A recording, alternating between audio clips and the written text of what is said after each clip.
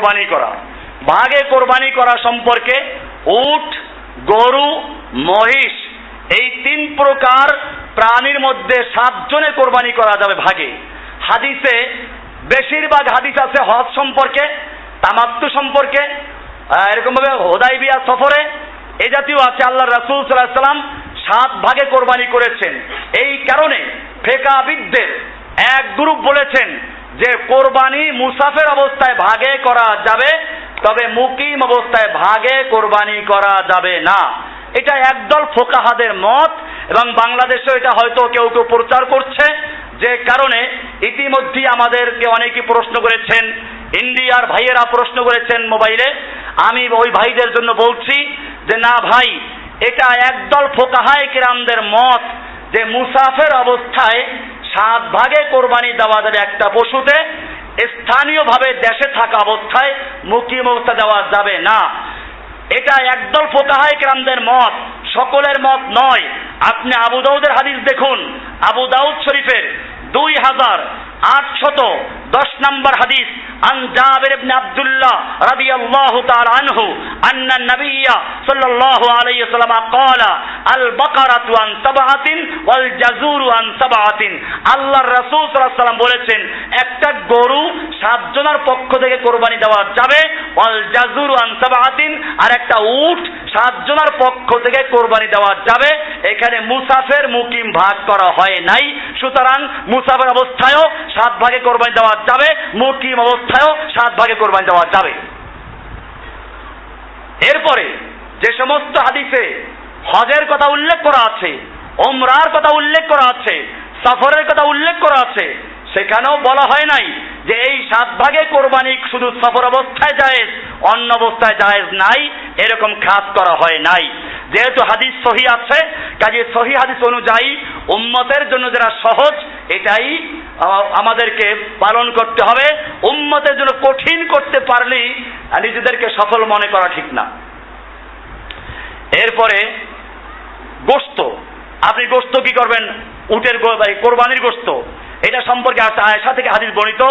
রাসূলুল্লাহ সাল্লাল্লাহু আলাইহি ওয়াসাল্লাম প্রথম দিকে আয়েশাকে প্রশ্ন করা হয়েছে, আনাহান নবী সাল্লাল্লাহু আলাইহি ওয়াসাল্লাম আন তুকালা লুহুমুল আদাহি, কোরবানির গোশত খাইতে কে নিষেধ করা হয়েছে ফাওকা সালাসিন, 3 দিনের বেশি। 3 দিনের বেশি কোরবানির গোশত খাওয়া কি নিষেধ? আয়েশাকে জিজ্ঞেস করা হলো। আয়েশা রাদিয়াল্লাহু তাআলা বললেন, ক্বালাত মা ফাআলাহু ইল্লা ফি আমিন জাআন নাসু ফীহি। আয়েশা রাদিয়াল্লাহু তাআলা বললেন না, আসল বিষয়টা হচ্ছে 1 বছর মদিনায় দুর্ভিক্ষ দেখা দিয়েছিল। সেই বছর আল্লাহর রাসূল সাল্লাল্লাহু আলাইহি ওয়াসাল্লাম সাহাবায়ে কেরামদেরকে বললেন, তোমরা 3 দিনের বেশি কোরবানির গোশত জমা রাখবে না, অপর ভাইকে খাওয়াবার জন্য বলেছেন। কিন্তু এরপরে যখন মানুষের অবস্থা ভালো হয়ে গেছে, তখন আল্লাহর রাসূল সাল্লাল্লাহু আলাইহি ওয়াসাল্লাম এই নিষেধাজ্ঞা তুলে নিয়েছেন, কাজে 3 দিনের বেশি রাখতে কোনো অসুবিধা নেই। এরপরে আয়েশা বললেন, আমরা ওয়াইন্না লাকুন্না লানারফাউল কুরা, আমরা উটের ওই যে কোরবানির পশুর খুর এইগুলো উঠেই রাখতাম, ফানাকুলুহু বাদা 15, 15 দিন পর আমরা খাইতাম। আয়েশাকে জিজ্ঞেস করা হলো, কিলা মাস্তাররাতুম ইলাইহি, এই কোরবানির পশুর খুরগুলো 15 দিন পর খাইতে, ব্যাপারটা কি? কারণটা ছিল কি? মাস্তাররাতুম ইলাইহি, কেন এই কাজটা করলা? ফাদাহিকাত, আয়েশা হেসে দিলেন। قالت ما شبع آل محمد صلى الله عليه وسلم من خبز بر ما دم 3 أيام حتى لحق بالله। কারণ হচ্ছে এই মুহাম্মদ সাল্লাল্লাহু আলাইহি ওয়াসাল্লামের পরিবার 3 দিন পর্যন্ত একাধারে গমের আটার রুটি আর গোশত খাইয়ে দেখে নাই। কষ্ট করেছেন তা বুঝাইলেন। এজন্য এই উটের খুর, গরুর খুর, কোরবানির পশুর খুর রেখে দিতেন, এই 15 দিন পর্যন্ত খেতেন। এটা আছে বুখারী শরীফের 5423 নম্বর হাদিস। এরপরে কোরবানির গোশত বন্টন প্রসঙ্গে এখানে সুন্নাহ হচ্ছে 3 ভাগ করা, 1 ভাগ আত্মীয় স্বজনকে দেওয়া, 1 ভাগ ফকিরদেরকে দেওয়া, আর 1 ভাগ নিজেরা খাওয়া। এটা হলো সুন্নাহ। অথবা এভাবে করতে পারেন, আত্মীয় স্বজন এবং ফকির মিসকিনদের মিলিয়ে 1 ভাগ, আর নিজেরা খাবেন 1 ভাগ, আর 1 ভাগ রেখে দিল, কিছুদিন পর পর খাইলো, এটাও নাজায়েজ না।